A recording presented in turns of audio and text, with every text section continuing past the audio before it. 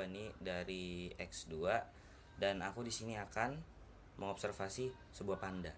Tapi bukan sembarang panda. Pandanya itu berwarna merah. But what the hell, boy? Bukan yang kayak gini. Ini maksudnya. Daripada lama-lama, yuk kita ke videonya aja. Halo teman-teman. Hari ini aku mau berbagi hasil observasi aku tentang hewan yang bernama red panda. Nah, red panda ini sering bikin orang salah paham. Banyak yang mengira dia adalah keluarga panda besar atau bahkan kerabat rubah karena warnanya merah kecoklatan. Padahal red panda punya keluarganya sendiri, namanya Ailuridae. Jadi dia unik banget, nggak termasuk kucing, nggak termasuk beruang, dan juga rubah. Kalau kita lihat dari bentuk fisiknya, red panda punya bulu tebal berwarna coklat kemerahan di bagian punggung. Sedangkan perutnya berwarna hitam. Wajahnya putih dengan garis hitam mirip air mata dari mata samping moncong. Corak ini bukan cuma buat lucu-lucuan, tapi membantu mereka mengurangi silau cahaya saat di hutan bersalju. Ekor red panda panjang berbulu lebat dan punya pola cincin-cincin coklat keemasan. Ekor ini juga bukan cuma hiasan, tapi berfungsi sebagai penyeimbang saat mereka berjalan di ranting pohon dan juga selimut alami saat cuaca dingin. Red panda hidup di daerah pegunungan Himalaya, Nepal, Bhutan, Myanmar, dan bagian selatan Tiongkok.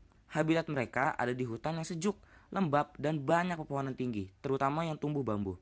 Kenapa bambu penting? Karena walaupun red panda termasuk hewan karnivora dan dari segi anatomi, makanan utama mereka justru bambu. Hampir 95% menu sehari-hari mereka adalah daun dan tunas bambu. Bayangin aja, mereka bisa makan ribuan daun bambu setiap hari. Kadang-kadang mereka juga makan buah, bunga, serangga, atau telur burung. Nah, salah satu hal yang paling menarik adalah red panda punya ibu jari palsu atau false thumb. Sebenarnya ini adalah tulang pergelangan tangan yang membesar, tapi fungsinya mirip jempol supaya mereka menggenggam batang bambu lebih mudah. Adaptasi ini mirip sama panda besar, tapi mereka berkembang secara terpisah. Lucu kan? Dua hewan berbeda mempunyai trik yang sama. Kalau soal perilaku, red panda termasuk hewan yang aktif di malam hari atau sore menjelang malam.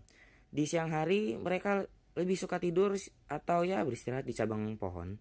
Saat cuaca panas, mereka bakal merebahkan tubuh di dahan dengan kaki menjuntai. Tapi kalau cuaca dingin, mereka meringkuk sambil memeluk ekor, seperti lagi pakai selimut tebal. Mereka juga mempunyai kebiasaan membersihkan tubuhnya, seperti kucing, menjilati bulu dan menggaruk untuk merapikan rambutnya. Sayangnya, di balik kelucuan itu, red panda sekarang masuk kategori hewan terancam punah. Populasi di alam liar diperkirakan tinggal kurang dari 10.000 ekor.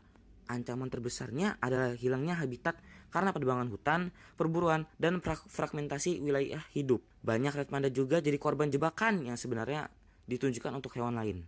Kabar baiknya, ada upaya konservasi di berbagai negara, misalnya di kebun, binatang, dan pusat konservasi. Red panda dibesarkan dengan hati-hati untuk menjaga populasinya. Bahkan baru-baru ini ada berita gembira.